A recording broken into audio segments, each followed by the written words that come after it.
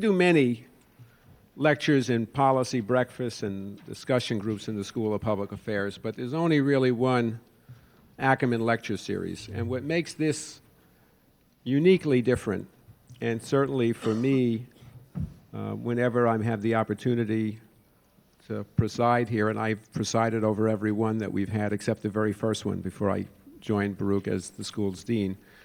What makes this very special is that this evening is a realization of a dream that a family has and continues to have about remembering their heritage, to remember the parents of Rosalind Engelman, particularly Lily, who, while she didn't have a formal education, was very wise in the ways of understanding what America offered, and that in order to be able to reap the American dream, one needed to work at it.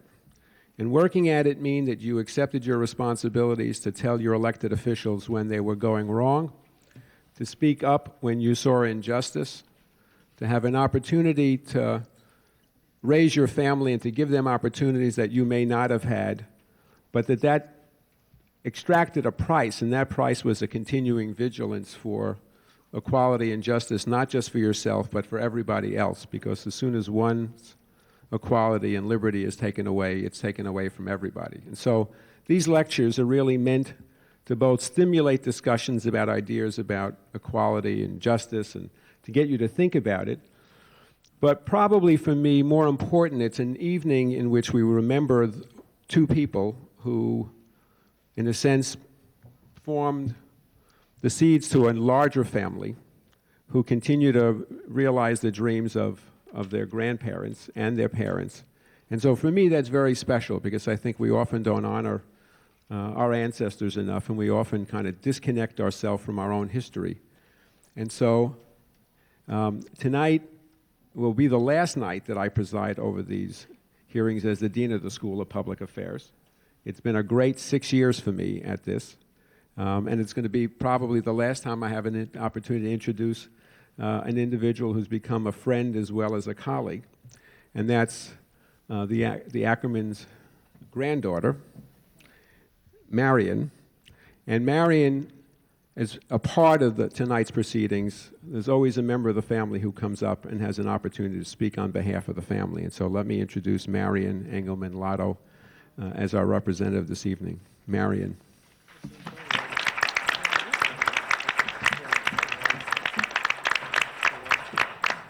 Well, I don't want to take too much time because we are all thrilled and waiting to hear from this amazing panel. And it's such an important issue and such a timely issue, as you'll hear about.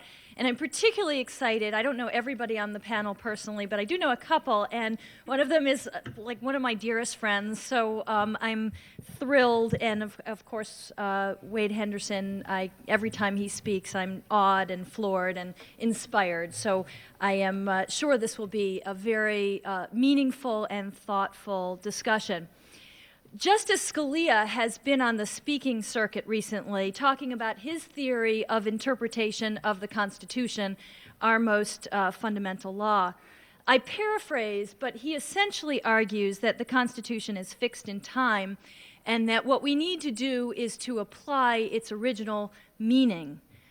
Well, as we head into a season where key issues of voting rights are on the table, but also we may be facing a Supreme Court nomination, it may be appropriate to start this introduction by saying that there is value in searching for the core concept, the core value in a statement or provision, and interpreting it in light of new circumstances. This wonderful lecture series was named after my grandparents, Nathan and Lily Ackerman. They had the tremendous flexibility it takes to be an immigrant, to travel to a new place, to take your cultural heritage and your values and adapt to a new environment. We all know something about the need to adapt our understandings to new environments. This is something we all do. It's commonplace. My grandparents truly believed in the good of all humanity, and my grandmother in particular carried a range of values. including values of equality and justice, but she would also take with her values that may have been what she might have considered to be Russian values. She laughed at me, for example, with my emerging, and my, I have to say, my sister's emerging concerns about such things as prisoners' rights. She didn't necessarily share my views of civil liberties. She kind of would offer an alternative view that if you burned a flag, you should chop off a hand. If you,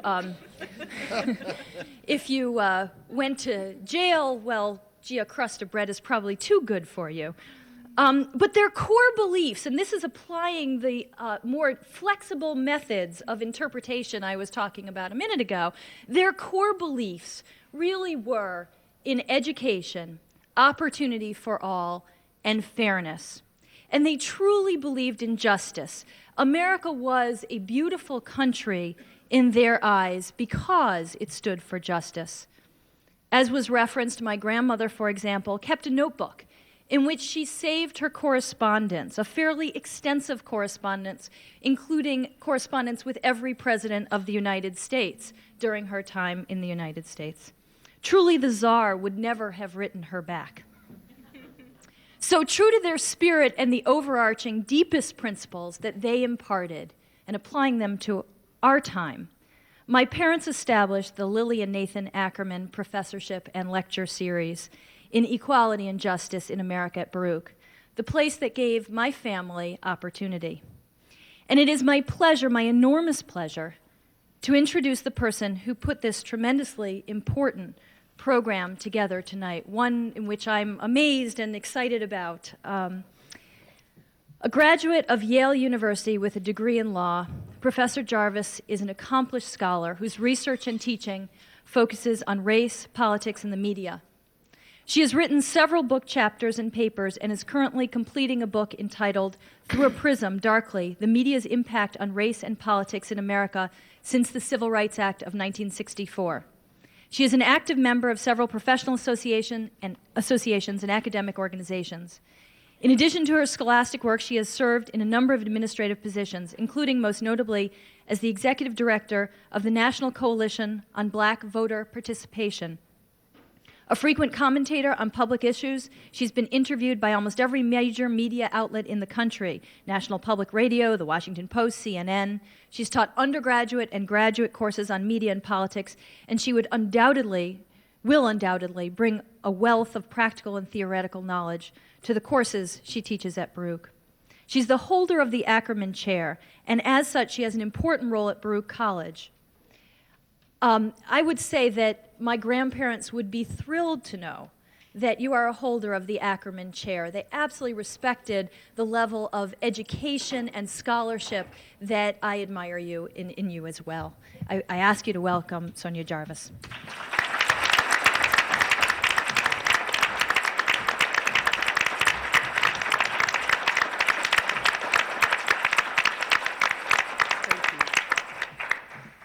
Good evening. Good evening. Good evening. Good evening. We have a lot to talk about tonight. I want to thank the Ackerman family, the Engelmans, the Cohns, the Lattos, Dean Altman, members of the faculty and students here at Baruch, and members of the public and family members. Since tonight is about honoring family, I would be remiss if I did not acknowledge mine. I would like you to wave from the table there in the middle.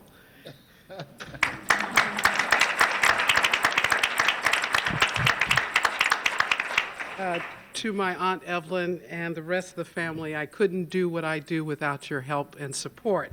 When we look at voting rights in America, it's something that we've always fought over. It has not been an easy process. It's one that has been fraught with bloodshed and struggle and protest, but it's become what we consider to be a fundamental right. We can look forward to the reauthorization of the Voting Rights Act in August of 2007, but before we do that, we have to understand how it was that we needed a Voting Rights Act in the first instance. After all, in 1870, we added to our Constitution the 15th Amendment, and that should have been sufficient to guarantee the right to vote on account of race or national origin, but it was not enough.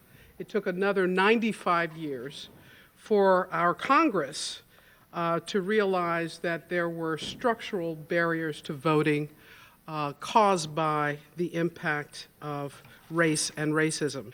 Without Brown versus Board of Education, that was decided in 1954, we do not get to the Civil Rights Act of 1964, and we certainly don't get to the Voting Rights Act of 1965. And it's against that backdrop, as we're looking back over the last 40 years, that I've asked the panelists to give us some sense of their thoughts about why we needed a Voting Rights Act, where we are today, and where will we be going in the future. Looking forward, we know that we've been spending as a nation a lot of time talking about democracy around the world. And I think that's certainly appropriate. I would just like to make sure our democratic house is in order before we start telling other people how to build their own. Yeah.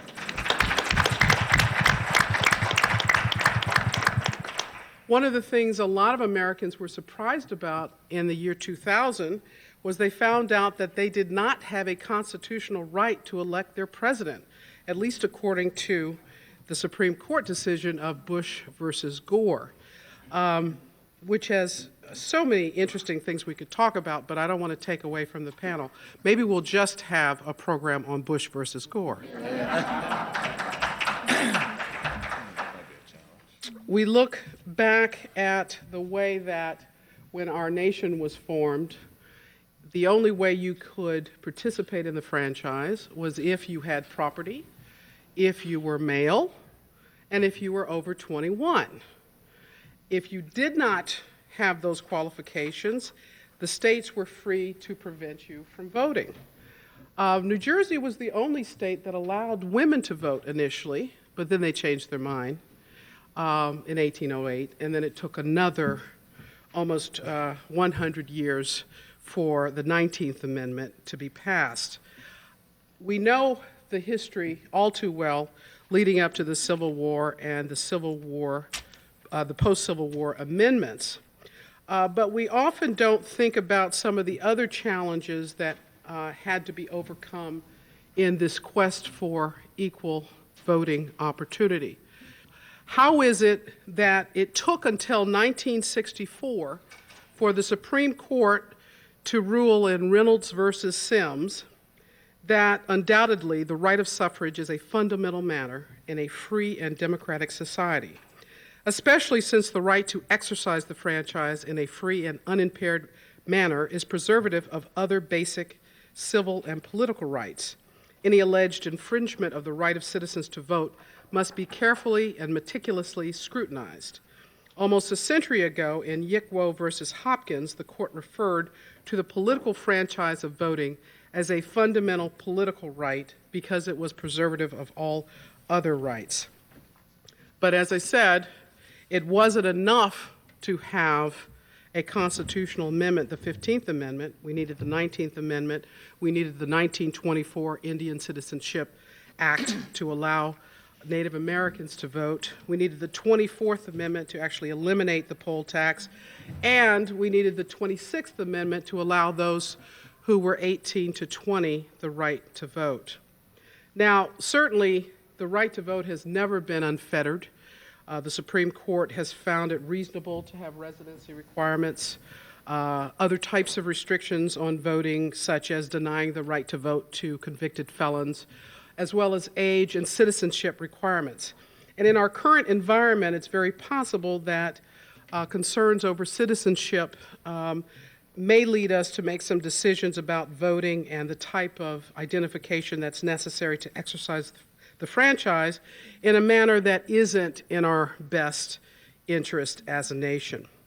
Now, another act that is almost as important as the Voting Rights Act was the Immigration Reform Act of 1965, which helped change the very complexion of this nation and led to more immigration from countries of Asia and Africa and the Caribbean and South America, and helps to explain the way our country looks today.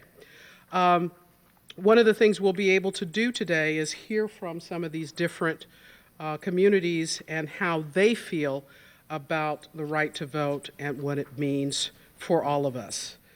So let me begin by introducing our panelists, and then I will, the last one I will introduce is our keynote, and I will ask him to come up and take his time to talk about some of these issues. I'll start with Commissioner Doug Kellner, who has served as a commissioner of the New York City Board of Elections since 1993. And I also promised him that we would be very nice to him and that we would ask questions about the voting process, but that this was about a discussion, not using it as an opportunity to yell at an elected official. Commissioner Kellner is also a partner in the law firm of Kellner, Chehibar and Devaney, specializing in real estate litigation. He's been an election lawyer for the Democratic Party here in Manhattan and has argued more than 40 election cases before the New York State Court of Appeals, which is the highest court. In other places, it would be called the Supreme Court. He has become an outspoken advocate for reform of New York's laws restricting ballot access, and he led a successful battle to restore devices to New York City's lever voting machines to prevent voters from leaving the voting machine without actually casting a valid vote. He's become a voice for reform in an agency that has often been the last to hear the call. And since we know of the concerns over electronic voting and machines, I thought he would be a wonderful addition to our panel. Please welcome him.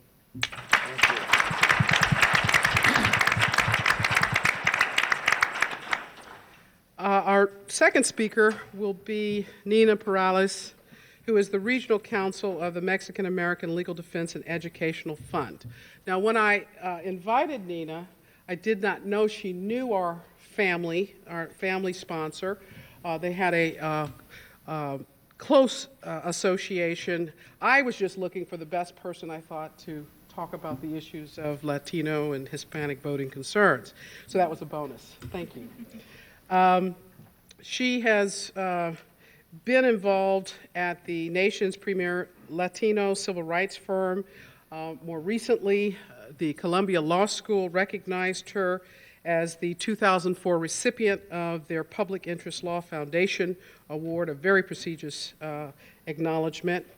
And in her capacity at the Mexican American Legal Defense Fund, she directs MALDEF's litigation, advocacy, and public education in the states of Texas, New Mexico, and Colorado, as well as 6 additional states. Her office focuses exclusively on civil rights impact litigation on behalf of Latinos in areas of education, immigration, employment discrimination, and political access. Now you see why I wanted her to join us here. She also specializes in voting rights litigation, including redistricting and vote dilution challenges, and has served as the lead counsel for Latino plaintiffs challenging the constant redistricting in Texas.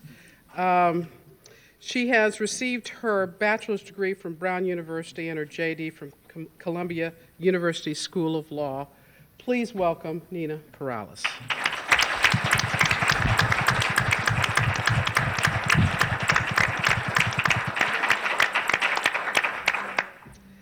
After Nina, we will turn to Debo Edegbele, who is the Associate Director of Litigation at the NAACP Legal Defense and Education Fund. Since the NAACP Legal Defense and Education Fund, LDF, has been at the forefront of efforts to protect the rights of all Americans to vote and participate in our political process, I was especially pleased that Debo said he could join us tonight. He gives such a thoughtful review of the law and the political issues that will be confronting all of us as we look towards the process of how to reauthorize the Voting Rights Act and other issues involving voting. He works at LDF as the Director of Litigation to oversee the organization's legal program while remaining actively engaged in voting rights litigation, and advocacy. Previously, he was the assistant counsel at LDF, where he actually litigated a number of voting rights cases on behalf of African Americans and other underserved communities. His voting rights experience there encompasses constitutional cases and actions arising under the Voting Rights Act and other federal and state statutes, including NAACP versus Harris, one of the few cases to actually challenge the process of voting that occurred in Florida in 2000. More recently, he served as the coordinator of the National Nonpartisan Election Protection Program during the 2004 election. And regardless of how you feel about the 2004 election, one thing for sure, there were attorneys on the ground in just about every state, and Dabo was the person who was responsible for coordinating those attorneys. He also has served as an associate at the New York law firm of Paul Weiss, Rifkin, and Wharton and Garrison, where he litigated commercial and civil rights cases there. He received his JD from the New York University School of Law and his BA in government from Connecticut College. Please welcome Dabo Adegbile.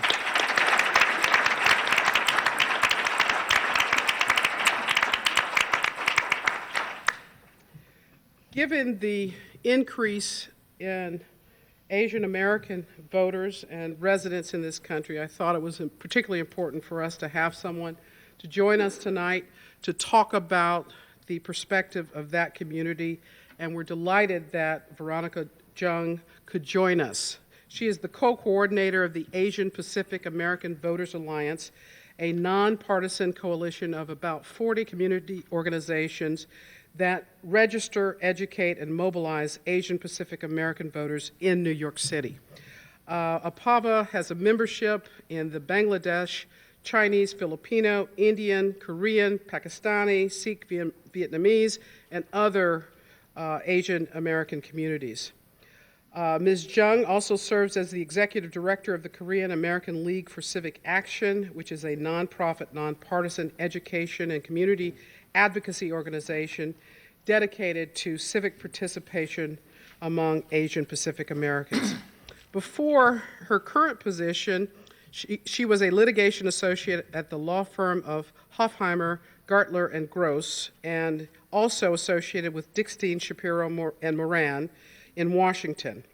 She clerked for the Honorable Margaret Hinkle of the Massachusetts Superior Court and has been providing pro bono interpreting and legal services for immigrants, domestic violence victims, small business owners, and low-income and elderly New Yorkers. She received her BA magna cum laude in social studies from Harvard University and her JD from Boston University School of Law, where she was editor-in-chief of the Legislative Services Clinic. She's a member of the Bar of New York, New Jersey, and D.C. Please welcome Veronica Jung.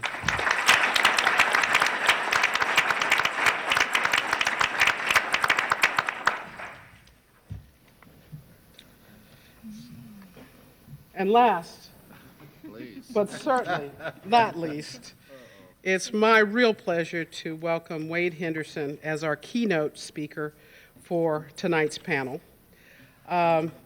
Wade has such a reputation that I'm not going to try and tell you all the things he's done. I'm just going to try and hit a few of the highlights so that we can get on to the business at hand. But before I do that, it's important to remember the role that the Leadership Conference on Civil Rights has had in the fight for justice and equality for the past 60 years. Last 50 years. The Leadership Conference has worked to redefine civil rights issues to make them broader and more inclusive, so it's not just about one community, but it's about all of our communities, and what are the constitutional requirements to make sure that all of those communities have access to equality and justice. Wade Henderson is known for his work in the areas of civil rights, civil liberties, and human rights. He serves on a number of boards, too many to mention right here. He also teaches at the UDC School of Law. He's worked in so many different capacities, but including the ACLU and formerly as head of the Washington Bureau of the NAACP. I can't think of a better person to give us some background on what to expect from the voting rights reauthorization process or our politics as they presently stand in America than our distinguished and honorable keynote. Please welcome Wade Henderson.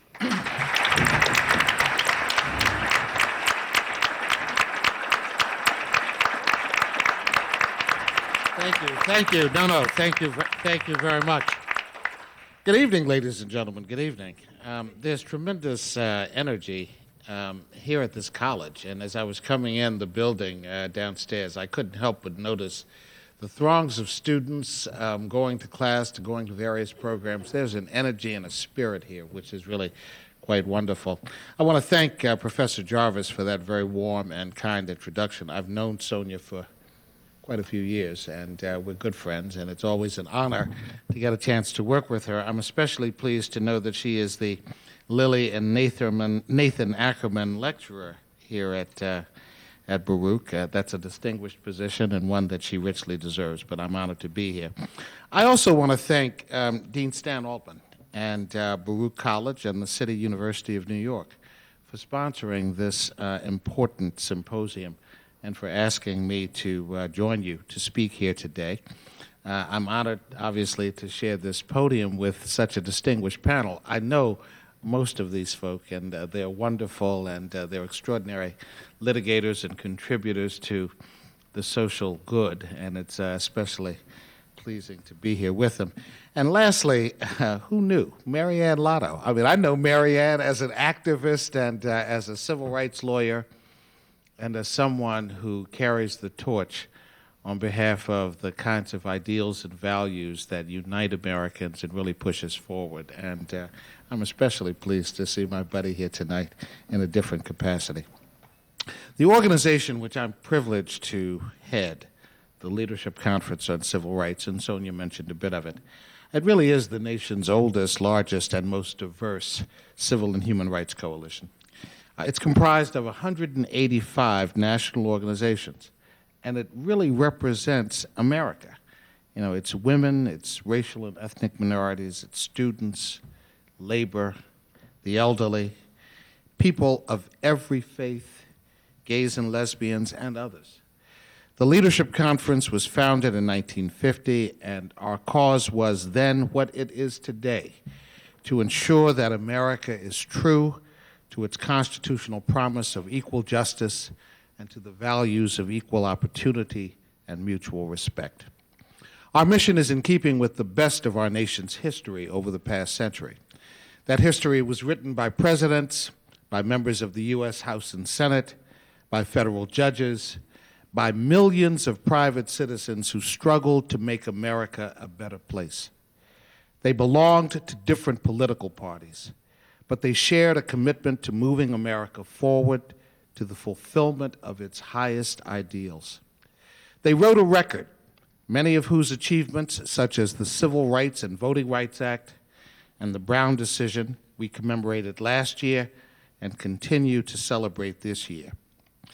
But every anniversary presents a challenge.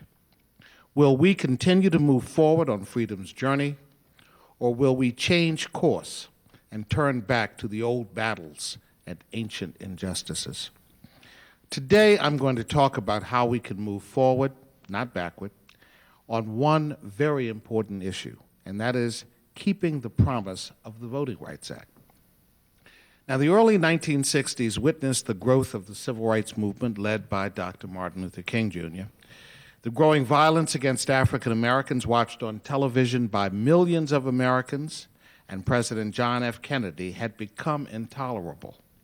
On June 11, 1963, Kennedy federalized the National Guard to carry out a court order granting the admission of 2 black students to the University of Alabama when Alabama's segregationist governor, George Wallace, made his historic stand in the schoolhouse door to block the students' entrance.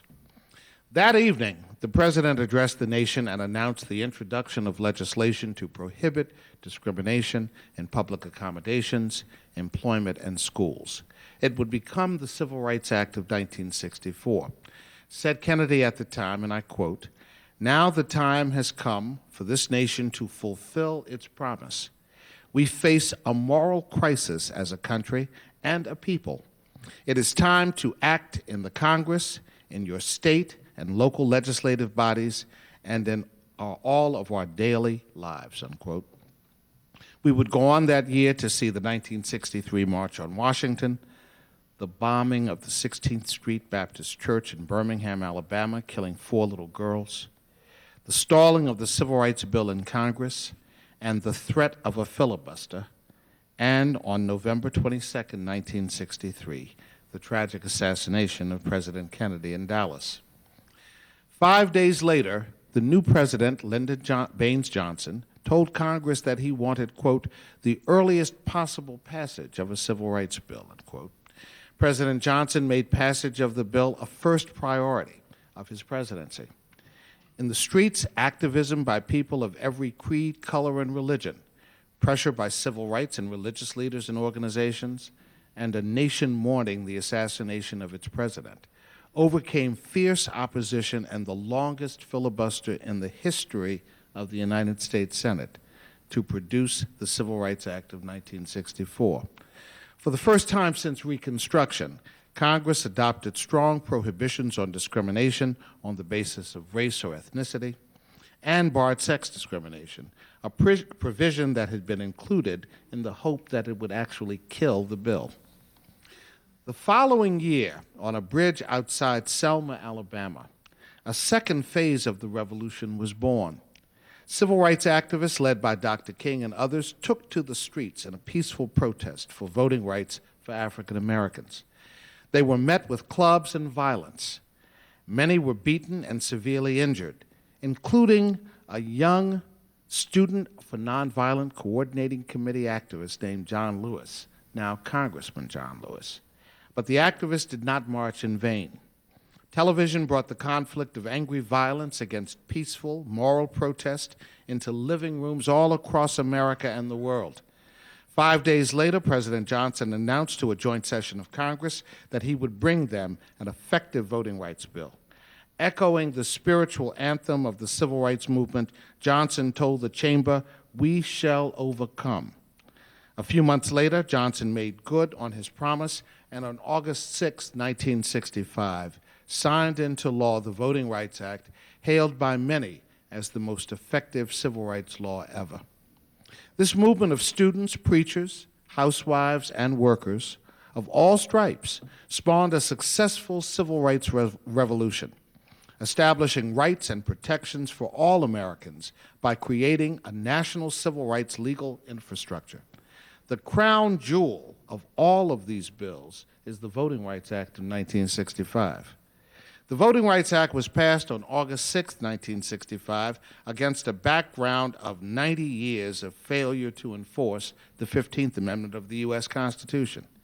Included in that background were the bitterly won but futile efforts to ensure equal opportunity in voting with Civil Rights Acts of 1957, 1960, and 1964. Each of these laws was designed to streamline voting rights litigation, chiefly by facilitating legal challenges to discriminatory administration of literacy tests. Their failure, symbolized by the bloody Selma to Montgomery March in March of 1965, led President Johnson and Congress to abandon hope that the free right to vote could be won in the courts. Instead, the far-reaching Voting Rights Act simply swept the literacy tests away. In 1965, Congress knew that in the past, whenever one type of discrimination had been blocked, another had sprung up to take its place, sometimes within 24 hours. Section 5 of the Voting Rights Act was Congress's answer to this problem. Section 5 simply provided that in a covered jurisdiction, that is a covered county or state or locality, no change in voting law or procedure could be enforced until the change had been cleared by the jurisdiction through either a 3-judge U.S. District Court in Washington, D.C., or the Attorney General. In order to gain clearance, the covered jurisdiction would have to show that its proposed change was not discriminatory in purpose or effect. In this way, as Congress and the courts put it, the burden of proof and the burden of inertia were shifted from the longtime victims of discrimination to those who sought to enact the change. Section 5 was deliberately drawn as broadly as possible to cover changes that could affect voting even in a minor way. The reason for this was simple. Congress was confident there would be widespread attempts to evade the Voting Rights Act, but it could not predict exactly what form those evasions would take. The breadth of Section 5's coverage was to ensure that no matter what form the evasions took, they would no longer stay a constant step ahead of the law.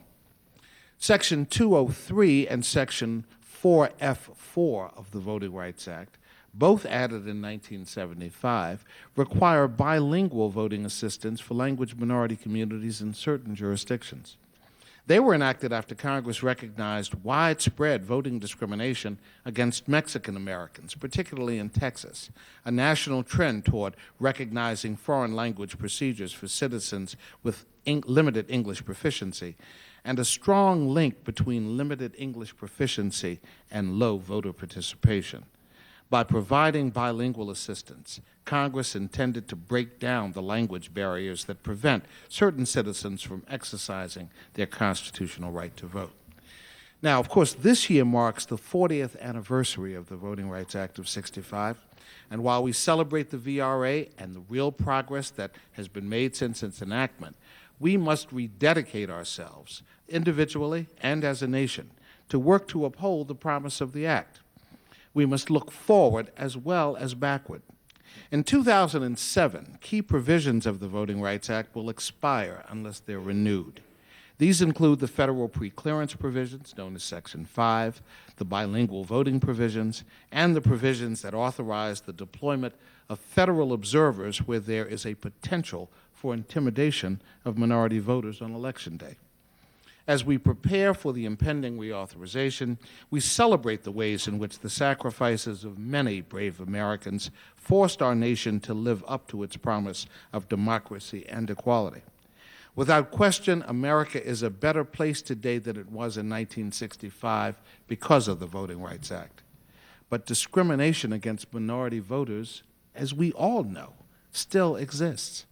For example, the Department of Justice recently objected to a proposed annexation by the town of North in Orangeburg County, South Carolina, because they concluded that the town did not provide equal access to the annexation process for black and white persons.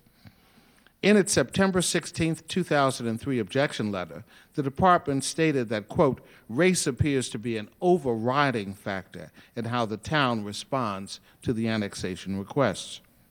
In 2002, the department objected to a proposal by the city of Freeport in Brazoria County, Texas, to return to using an at-large system of electing members to its city council, after Hispanic voters succeeded in electing their candidates of choice utilizing a court-ordered single-member district system.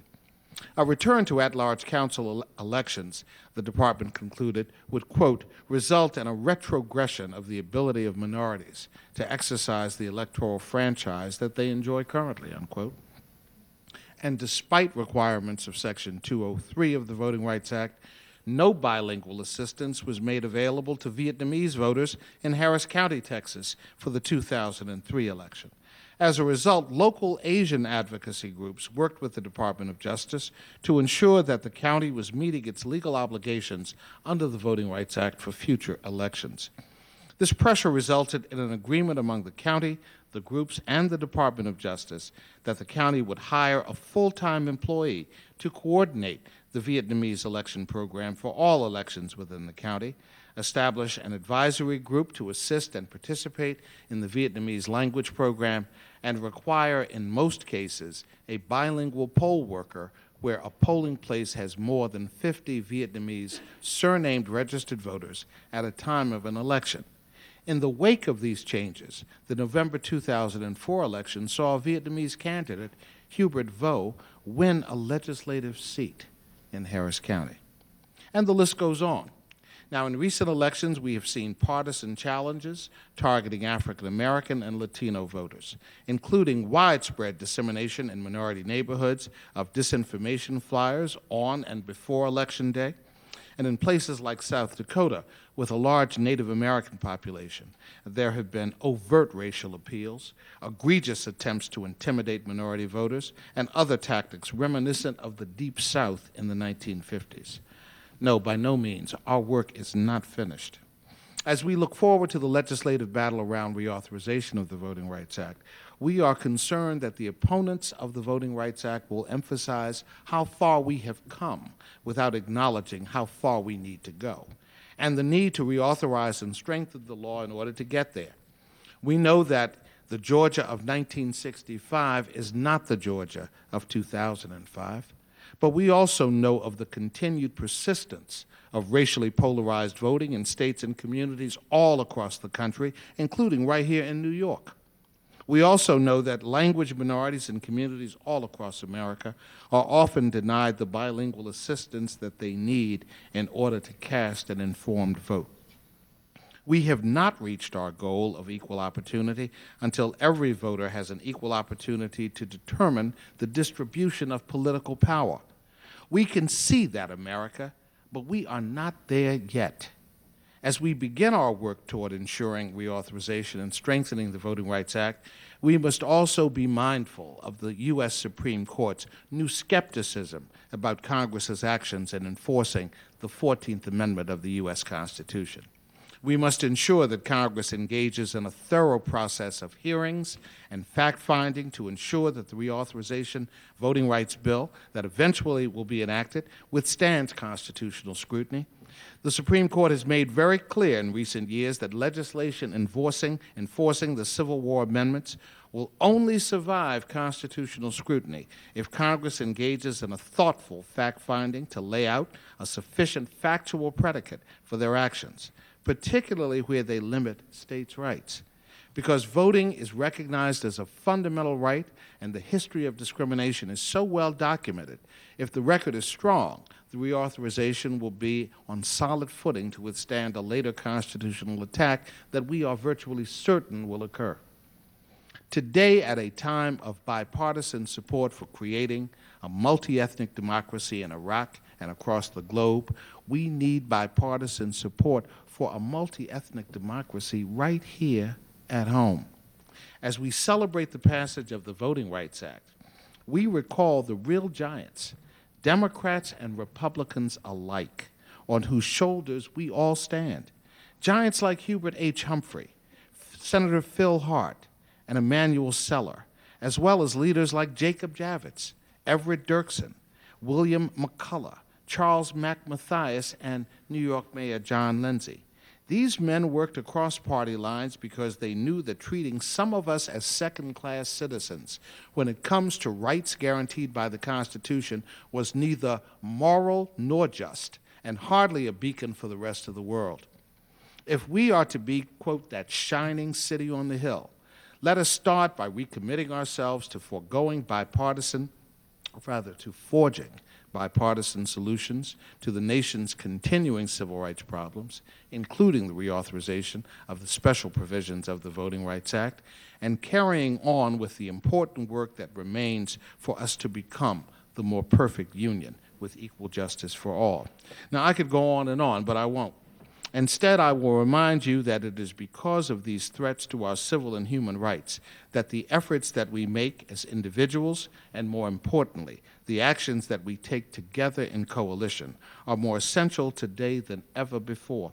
We must use the civil rights challenges of today and the experience and not-so-distant memories of yesterday as a call to action.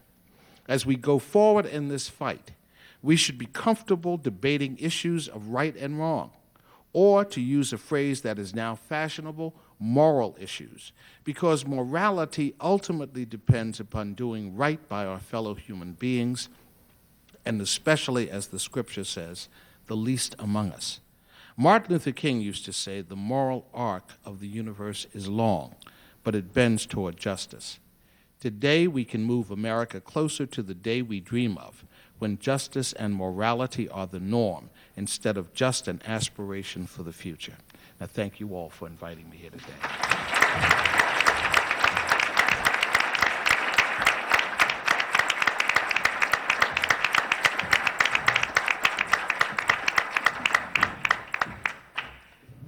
Thank you, Wade Henderson, for getting us off to such a wonderful start. Nina Perales, we're ready to hear your perspective.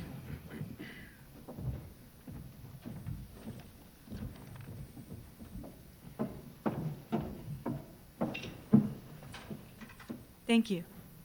Thank you. I wanted to thank Professor Jarvis for inviting me, as well as Baruch College of School of Public Affairs, and also the Engelman family.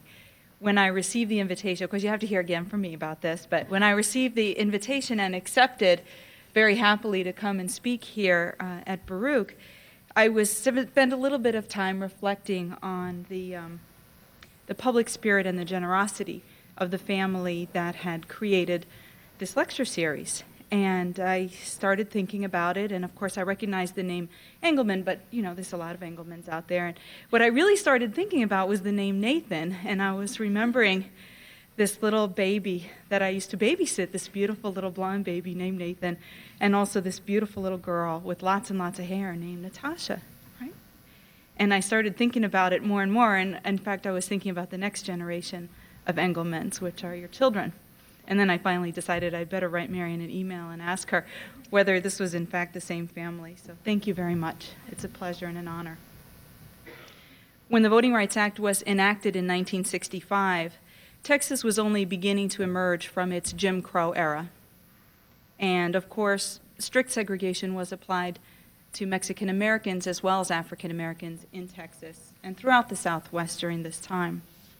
Mexican Americans were segregated in public education in what have come to be known notoriously as the Mexican schools, which only went up to the 6th grade, by the way, because Mexican Americans were not allowed to go to school after the 6th grade for the most part. Mexican Americans were segregated in public accommodations, restaurants, theaters, cemeteries, barber shops, pools, water fountains. I can go to any high school classroom today in rural Texas, and the children think I'm a magician because I ask them whether their town is distinct, Anglo on one side and Mexican American on the other, and they say, yes, it's true. I say, is there a railroad or a creek? Oh, yes, that's true. Do you have an old Mexican cemetery? Why, yes, that's true. And they think I'm so special for knowing so much about their town, but in fact, it's every town. And then I tell them to go home and talk to their grandparents. Texas also thoroughly excluded Mexican Americans from civic life. One of MALDEF's first cases was a lawsuit to have Mexican Americans seated on juries in Bexar County, which is where San Antonio is, because Mexican Americans were routinely excluded from jury service. Because of the poll tax, most Mexican Americans also could not afford to vote. There was also just straight up refusal to register Mexican Americans, as well as voter intimidation. And a lot of that persisted today, and I'll mention that later. As I mentioned before, these problems characterized much of the Southwest. With the Voting Rights Act and the abolition of the poll tax, organizations like Southwest Voter, the League of United Latin American Citizens, the American GI Forum, you saw a dramatic expansion of Mexican American civic participation. Mexican Americans began to register, began to vote, began to attend city council meetings. There were many places in Texas where the first time Mexican Americans walked into city council meetings, every head turned.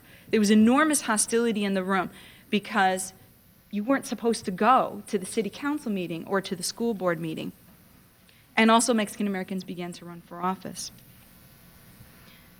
It has been a tremendous, tremendous thing to have the Voting Rights Act in Texas and throughout the Southwest for Mexican Americans.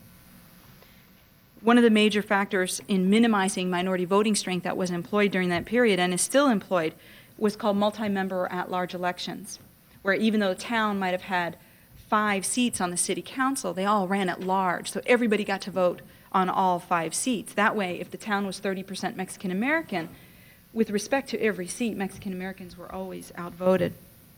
In White versus Register, which was a Texas case, the Supreme Court declared that voting discrimination can include this kind of at-large vote dilution. And the court opened the door to single-member district litigation, which was conducted by MALDEF and some of our sister organizations across Texas in a giant wave, and created single-member districting for many, many school boards and city councils. And we also litigated the county commissioner seats. And you saw the springing up of lots and lots of Mexican-American voting and lots of Mexican-American representatives as a result. Because in Texas, as in many other places, we have strong racially polarized voting. White people do not vote for minority candidates in Texas, and it has nothing to do with partisanship. Even if you have a person of color on a particular partisan ballot, you will still see white people of that party, I don't care whether it's Republican or Democrat, who will not vote for a person who's black or brown and will cross over and vote the other party just to avoid doing so. In 1975, Texas became covered by Section 5. Actually in 72, but it's for cases after 75. And you've heard this mentioned before, which has to do with pre-clearing with the federal government your voting changes. This has also been tremendous for us in the Southwest, and particularly in Texas, because there were always efforts to backslide in Texas. Once people had the chance to vote, something was done, particularly in the local jurisdictions, although you'll see backsliding all over the place, to try to take those rights away. And some of my colleagues have heard this story, but I wanted to tell you that shortly after Texas became covered by Section 5, in the small town of Somerset, Texas, a woman named Mrs. Casillas decided to run for the school board. And the local people who were in charge, who were Anglo, did not want Mrs. Casillas to be elected to the school board. And they were trying to figure out how to deal with this situation that they were confronted with, where Mexican-American woman had filed for a position on the ballot, so they decided to convert from a pure at-large to a numbered place system. Let's rearrange the election system. We'll force her, instead of running in a big field like a horse race, we'll force her to run head-to-head against somebody, and that would be the bank vice president. Let's have her run against him, and then everybody will get to vote on that particular race. And then, of course, the expectation would be that she would be defeated. The Justice Department became involved. They were unable to pre-clear that change in Somerset. And as a result, Mrs. Casillas was able to run in the horse race system that had always been in place in Somerset. Just to give you a little bit of context here, as a result, she was subjected to quite a bit of telephone harassment. People attempted to run her down while she was crossing the street in Somerset. And then finally, one night, she was in her rural home when the men came onto her property in the middle of the night, and she could see, she told me when I took her affidavit, she could see the lights from their lanterns flickering on the ceiling of her bedroom. She had all her children in bed with her because her husband was away in the service and he was overseas. And when she knew that they had come with their dogs and their lanterns, she told her 15-year-old boy to get the shotgun, because when she called the sheriff's office in Bexar County, they said she was outside the county line, and she would have to call the sheriffs in Atascosa, and they were 45 minutes away in Jordanton. And these, of course, are very typical stories that you can collect from anybody over a certain age in Texas who had the guts to file for a place on the ballot. I don't know whether she actually fired it out the window or just waved it out the window, but the men receded off her property, and eventually the harassment diminished. Reauthorization of the Voting Rights Act is vitally important for us to continue the progress that we have made in Texas and throughout the Southwest. There are many, many problems that persist with registration and voting in the Mexican American community. We have very low rates of registration and participation still, which are the legacy of past discrimination. If your parents didn't vote and your grandparents didn't vote, it's going to take more of an effort than you might otherwise need to make to register and go and vote and start to make it a habit.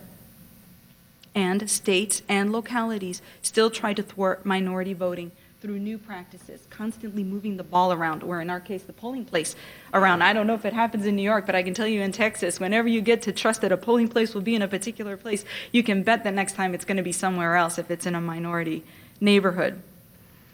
With respect to language assistance, it's also been tremendous for us.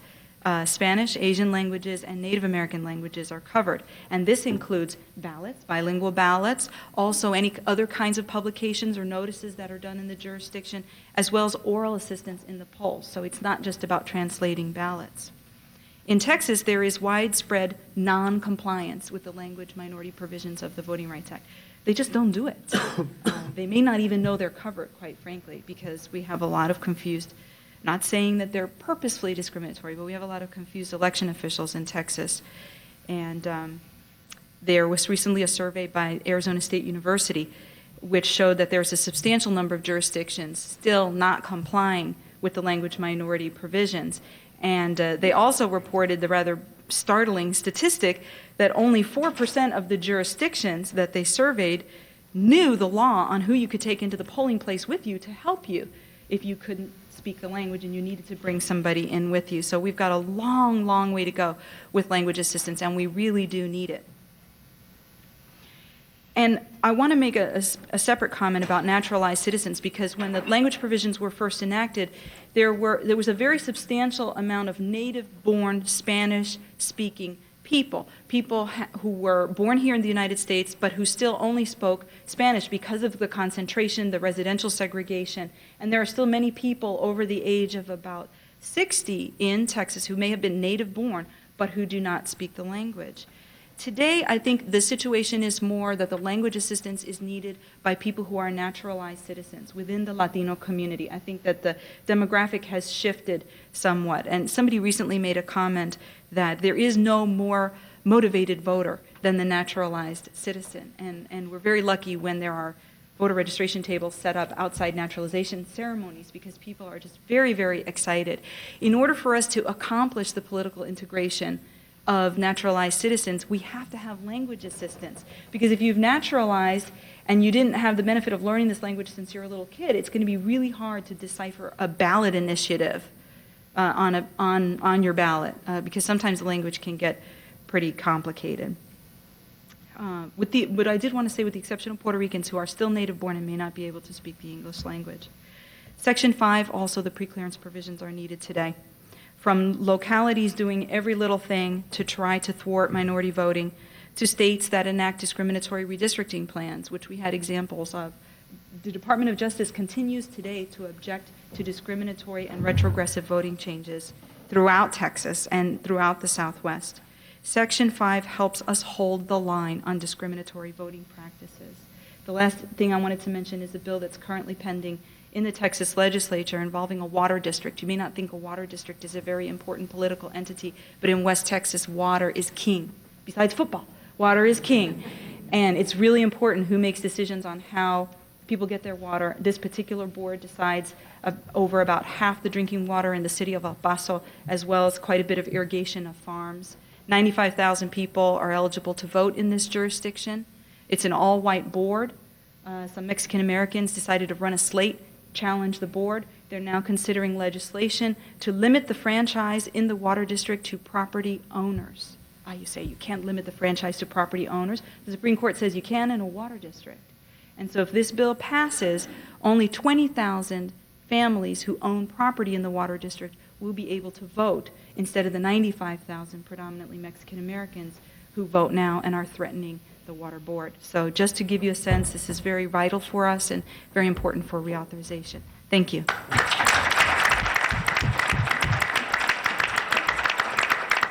So you've just watched part one of the Voting Rights Act at age 40 and taking a look at the implications of the act going forward. Stay tuned for the second part of this program next week. I look forward to seeing you then.